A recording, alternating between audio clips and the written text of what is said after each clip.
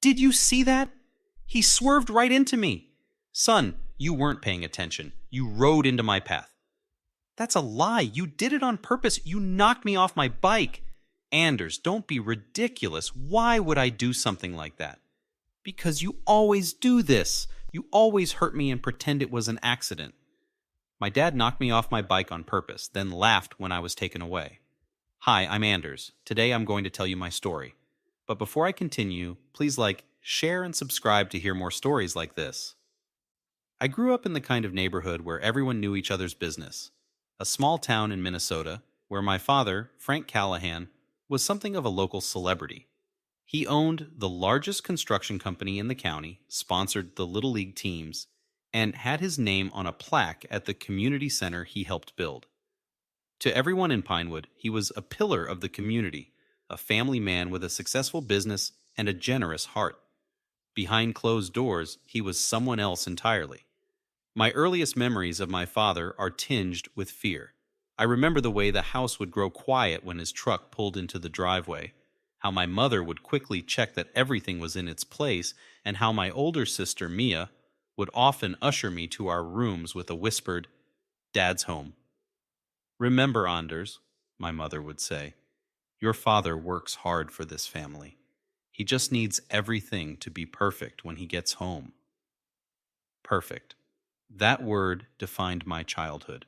The perfect house, the perfect family, the perfect son.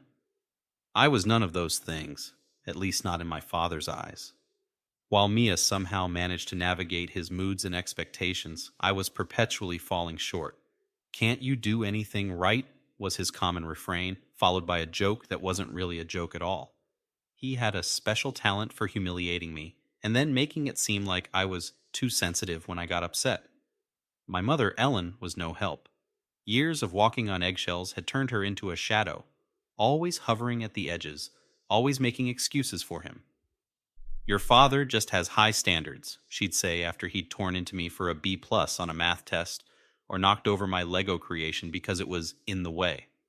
My Uncle James, my mother's brother, was the only adult who seemed to see through my father's facade. He lived a few hours away, but visited as often as he could.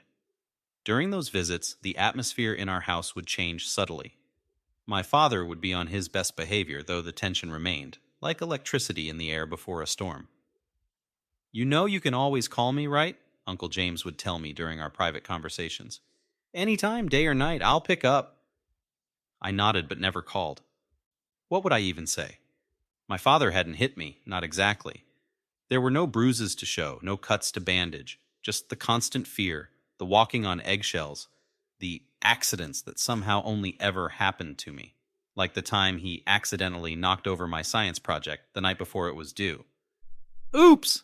he'd said with a smirk as my carefully constructed solar system lay in pieces on the floor. Should have put it somewhere safer. Or the time he tripped and spilled hot coffee all over my homework. "You should thank me," he'd laughed. "Now you have an excuse for not turning it in."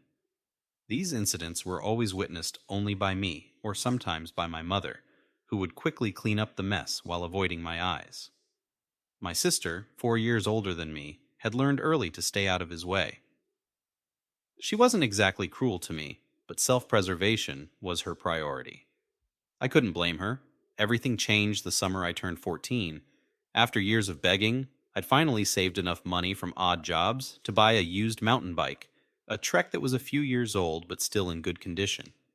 The previous owner, Mr. Peterson from down the street, had maintained it well and gave me a good deal. That bike represented freedom to me.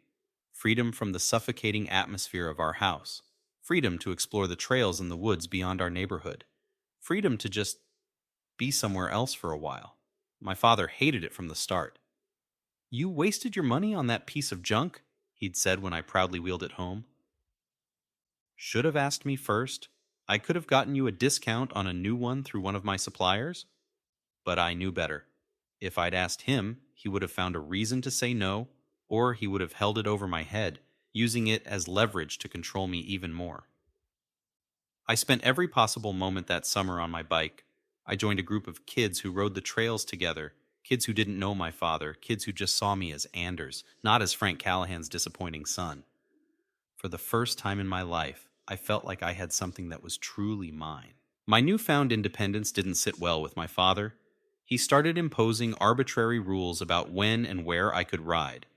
He'd demand that I help with chores that suddenly couldn't wait, always just as I was about to leave with my friends.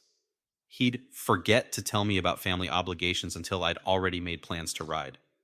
One Saturday in late July, I had plans to meet my friends at the trailhead at 10 a.m. We were going to tackle a new trail that had just opened on the far side of the woods. I'd been looking forward to it all week, had even gone to bed early the night before so I could get all my chores done in the morning before leaving. I was just wheeling my bike out of the garage when my father's truck pulled into the driveway. He wasn't supposed to be home. He usually spent Saturday mornings at the office catching up on paperwork. "Where do you think you're going?" he called out as he stepped from his truck.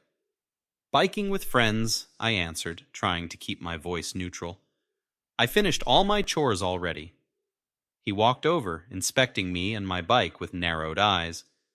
"I needed you to help me pick up some materials for the back deck project today." My heart sank. "You didn't say anything about that." "I'm saying something now," he replied, his voice taking on the edge that always preceded his anger. "Put the bike away. We leave in 10 minutes. I stood my ground, something I rarely did. "Dad, I made plans days ago. I told Mom about it. Everyone's waiting for me." "Everyone?" he scoffed. "You mean those losers you waste your time with? They can wait. Family comes first, Anders." "They're my friends," I said, hearing the slight tremor in my voice. "And you're only doing this because you don't want me to go." His face darkened. "Excuse me? You don't tell me what my motivations are, boy. Now put that damn bike away before I do it for you." Something in me snapped. Maybe it was the accumulated years of walking on eggshells. Maybe it was the newfound confidence I'd gained from my friends. Or maybe it was just the thought of losing the one thing that made me feel free. "No," I said firmly. "I'm going to meet my friends." I mounted my bike and started pedaling down the driveway, my heart pounding so hard I could feel it in my throat. I half expected him to chase after me on foot, to grab the back of my shirt and pull me off the bike. What I didn't expect was for him to jump back in his truck. I was halfway down our street when I heard the engine revving behind me. In my side mirror, I saw his truck gaining on me rapidly. Panic shot through me, but I kept pedaling, hoping he was just trying to scare me, hoping he would pull alongside me and yell, then drive off in anger. He didn't. As the truck drew even with me, I looked over. His face was contorted with rage, his knuckles white on the steering wheel. Then, deliberately, he veered right, the side of his truck connecting with my handlebar. Physics did the rest. The bike jerked violently, throwing me off balance. I remember the sickening feeling of falling, the flash of asphalt coming up to meet me, the screech of brakes. Then pain, white-hot and all-encompassing. I lay on the street, dazed, my right arm twisted at an unnatural angle beneath me. Through a haze of pain, I was vaguely aware of doors slamming, of voices shouting. My father was out of his truck, standing over me, with an expression of shock that quickly morphed into something else as neighbors began emerging from their homes. "Oh my God, Anders!" he exclaimed loudly, kneeling beside me with a show of paternal concern. "I didn't see you! You swerved right into my path!" "Did you see that? He swerved right into me," I managed to say, my voice weak with pain. "Son, you weren't paying attention. You rode into my path." "That's a lie. You did it on purpose. You knocked me off my bike." "Anders, don't be ridiculous. Why would I do something like that? Because you always do this. You always hurt me and pretend it was an accident." Mrs. Rodriguez from next door was there suddenly, her nursing training kicking in as she gently assessed my injuries. "Don't move him," she instructed my father. "I've called an ambulance." Other neighbors gathered, murmuring in concern. Through my tears of pain and frustration, I saw my father shift seamlessly into his public persona, the concerned, devastated father whose son had just had a terrible accident. "I was just pulling out to take him to get supplies," he explained to anyone who would listen. He must not have been paying attention. Kids and those phones, you know? My phone had been in my backpack, not in my hands, but no one questioned his story. Why would they? He was Frank Callahan, pillar of the community, I was just a teenager who'd obviously been careless on his bike. The ambulance arrived quickly. As the EMTs stabilized my arm and prepared me for transport, my father leaned over me, his face arranged in an expression of fatherly concern. But his eyes were cold, and his whispered words were just for me. "Next time you'll listen when I tell you to do something." As they loaded me into the ambulance, I looked back at the scene. My mangled bike, the gathering of concerned neighbors, and my father, standing with his hand over his heart in a gesture of paternal distress. Just before the doors closed, I saw it. The slight upturn of his mouth, the gleam in his eye. He was enjoying this. At the hospital, the doctors confirmed what I already suspected: a broken arm, a dislocated shoulder, and a concussion, along with road rash and various cuts and bruises. My mother arrived, flustered and teary, repeating my father's version of events to the medical staff. "He just didn't see Frank's truck. He's always been a little careless on that bike." I tried to tell the truth, that my father had hit me deliberately, but no one seemed to hear me. The doctor attributed my confusion to the concussion. My mother avoided my eyes, and my father, when he finally showed up at the hospital, played the role of the concerned parent perfectly. It was Uncle James who finally listened. He arrived the next day, having driven through the night after my mother called him about the accident.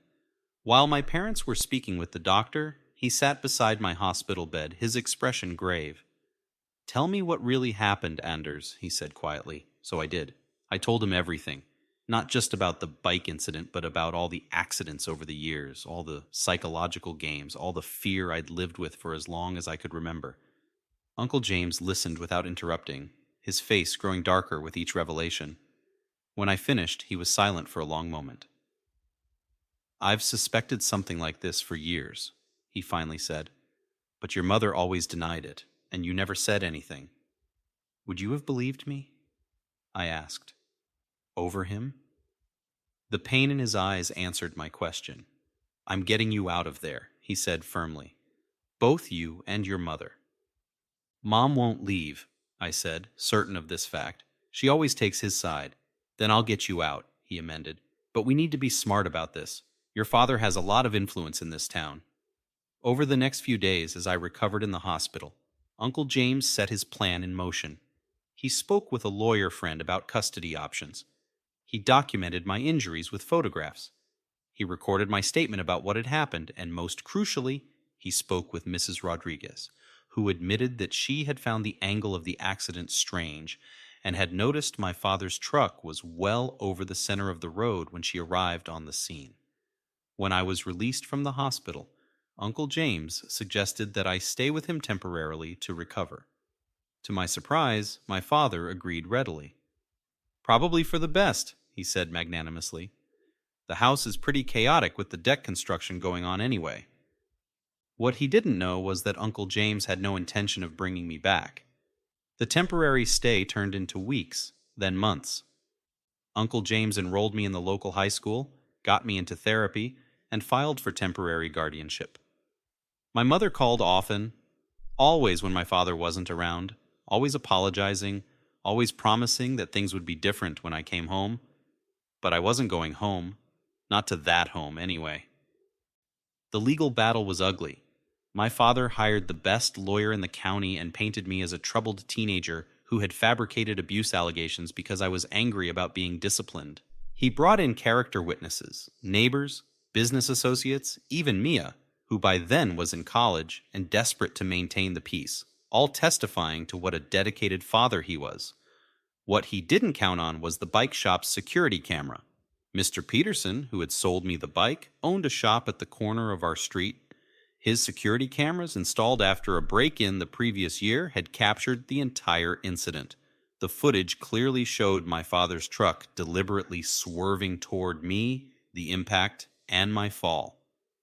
It even captured him getting out, his brief expression of satisfaction before he rearranged his features into concern as neighbors appeared. When the footage was presented in court, the tide turned dramatically. Even my father's expensive lawyer couldn't explain away what was clearly visible. The judge granted Uncle James full guardianship. issued a restraining order against my father, and recommended that criminal charges be considered. The criminal case that followed revealed even more. Once the footage became public, other incidents came to light. A former employee testified about my father's volatile temper and threatening behavior. A neighbor admitted she had seen him accidentally push me down the porch steps years earlier. My high school counselor revealed concerns she had documented but never reported. My mother finally broke her silence too, though not in the way I had hoped. Instead of supporting me, she filed for divorce and moved in with her sister in another state, washing her hands of the whole situation. Mia, torn between loyalty to our father and the undeniable evidence of his behavior, retreated into her studies and rarely contacted any of us. Frank Callahan, pillar of the community, was sentenced to 3 years for child endangerment and assault. His construction company, built on his reputation, began to crumble as contracts were canceled and employees resigned. The community that had once revered him turned its back. Living with Uncle James became my new normal. He was the parent I had always needed, supportive without being smothering, interested in my thoughts and feelings, quick with a joke, but never at my expense. With his encouragement, I joined the high school mountain biking team, eventually becoming team captain in my senior year. The broken arm healed. The nightmares about the accident gradually faded. In therapy, I learned that what I had experienced was a form of child abuse called ambient abuse, or gaslighting, psychological manipulation that makes the victim question their own reality. Understanding that what had happened to me had a name, that it was a recognized form of abuse, helped me process my childhood in a new light. I graduated college with a degree in engineering, secured a job with a renewable energy company, and bought a house in a neighborhood where no one knew my history. On weekends, I still ride my bike, a new one, purchased with my first real paycheck, on the trails near my home. 5 years after my father's release, I received a letter forwarded through my lawyer. The handwriting on the envelope was unfamiliar, but the return address told me all I needed to know. I let it sit unopened on my kitchen counter for 3 days before curiosity finally won out. Inside was a 4-page letter, filled with what appeared to be an apology. He wrote about anger management classes in prison, about therapy, about realizing the damage he had done to his family. He asked for forgiveness, for a chance to make amends. I read it once, then put it away in a drawer. Perhaps one day I would respond, but not yet. His words, even seemingly sincere ones, couldn't erase the years of fear, couldn't heal the family he had shattered, couldn't undo the moment when he deliberately swerved his truck into my bike. Last year, I started volunteering with a local youth organization that provides mentoring to children from troubled homes. Twice a week, I work with kids who remind me of myself at their age, wary, quiet, carrying burdens too heavy for their young shoulders. I teach them to ride bikes, to feel the freedom of wind on their faces, to trust that some adults will catch them when they fall rather than push them down. It's not about revenge, it's about breaking the cycle. Do you think there's ever a point where you should be obligated to forgive someone who hurt you deliberately just because they're family?